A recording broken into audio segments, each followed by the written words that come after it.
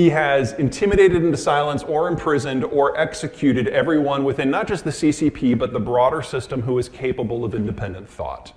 He no longer has advisors. No one wants to bring him information because they don't know how he's going to react. He has literally shot the messenger so many times that he is making decisions in the dark. Now, this has horrible implications for any economic system, but in a one-man show, it means nothing gets done unless the leader gives you a written order, or you're one of the zealots who sees him on TV and is like, oh, this must be what he meant. So when you see a small army of bureaucrats in head-to-toe surgical stuff out on a runway at an airport with a leaf blower spraying lime to disinfect the runway, that's the kind of policies we're getting out of China now. And of course, COVID. Now, we're in the Midwest. I'm going to guess that there is a diversity of opinions in the room about COVID. Some of us would probably side with vaccines, where others of us think that natural immunity is the way to go. And I think in the privacy of our own homes, when the door is closed and no one's listening, we do think to ourselves, you know, maybe the other side has a point. Okay? Is that safe? China doesn't have these options, and it's not because of government. China was very successful for 2 years at keeping COVID out. No one has natural immunity. And the Chinese domestically generated vaccine doesn't work. It barely worked against the wild strain out of Wuhan, but then we had Alpha and Delta and Omicron B and Omicron Threat Confucius 7 or wherever we are. It doesn't work at all versus the new stuff. And Omicron B, the one that is dominant in China and dominant here today, it's the most communicable virus pathogen that humans have ever struggled with.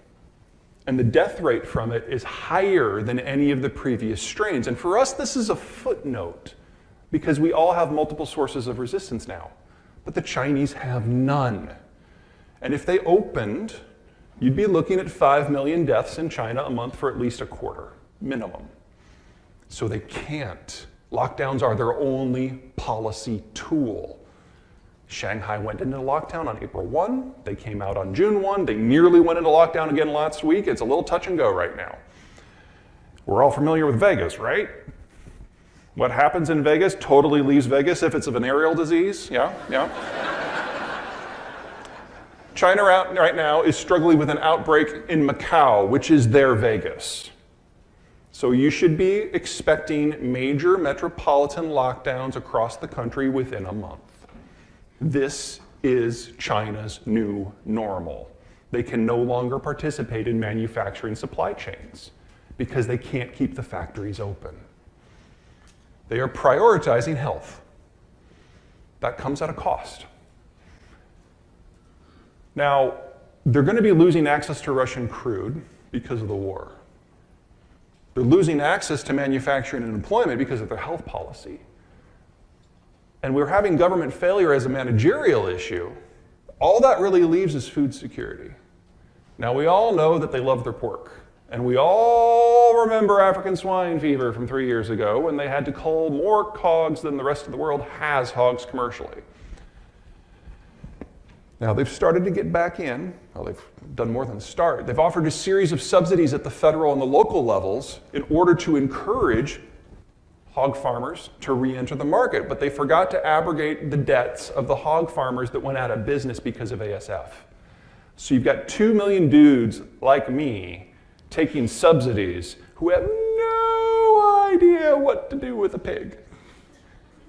And so they're buying food from everywhere in the world, even if it's not appropriate for hogs. So obviously they're going for soy and corn, but they're like getting broken rice out of India and like croissant grade wheat out of France to feed to pigs. Like the least efficient way to do it. And again, 2 million people who have no idea what they're doing. Now, according to Chinese statistics, there has been no ASF in the country for months. She gets it. Yeah. You look at a heat map of where the cases are in East Asia, and like all the borders are like red. But in China, it's everything's fine. They're probably in the midst of a fairly significant outbreak again. The question is how far and how loud does it get before they have to do another absolutely top to bottom mass culling. Whether that happens this year or next year, I don't know, because Chinese data, but we know it's coming. And if they don't have pork, all they've got left is rice. Rice is the most phosphate input intensive, phosphate is the crop that needs the most. Rice is the crop that is most phosphate intensive. Wow, that took like 4 tries. And so the Chinese have traditionally been the world's largest producer and exporter of phosphate because it's a food security issue. Well, they've stopped all exports until further notice. So we've lost potash because of the Ukraine war. We've lost phosphate because of Chinese mismanagement. Let's talk oil. This is total investment from all state and all private into all oil and all natural gas globally. And back in 2014, a narrative took hold in the financial centers of the world that fossil fuels were done. By 2030, we're going to be off of them. And since it takes 3 to 8 years to bring a field online, another 5 to 15 years to break even, why in the world would you put your hard-earned money into a fossil fuel project when you will never get it back? Now, there's a lot of things about that line of reasoning that are wrong in my opinion, but it took hold. And over the next several years, total investment into the space dropped by 2/3. So lesson number 1 from that, it takes 3 to 8 years to bring a new field online. If we triple investment today, we don't get back to 2019 prices until 2025, if we start today. Now that's what's true for the whole, the average. That doesn't necessarily hold true for each individual circumstance.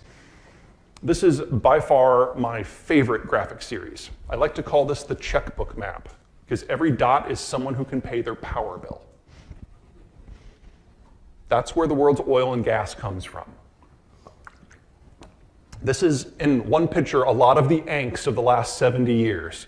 It's just, it isn't convenient to where we live. And getting it from A to B, that's part of the angst of the global system.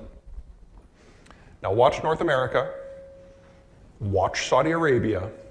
Here's where the shale is. There's 20-odd things about American shale that are fundamentally different compared to conventional energy. I think this is the most important one, at least for the moment. For us, only for us, we produce it where we live. And yeah, the Texans are gonna bitch about having to get it across state lines, but it's not like you're going to central Siberia. This is easy, this is a good problem. Also, it doesn't take 3 to 10 years to bring on a shale field. It takes 3 to 8 weeks. Now, that was back in 2019 before we had the everything in shortage economy. Now it's more like 3 to 8 months, but still, order of magnitude better. But not for anyone else.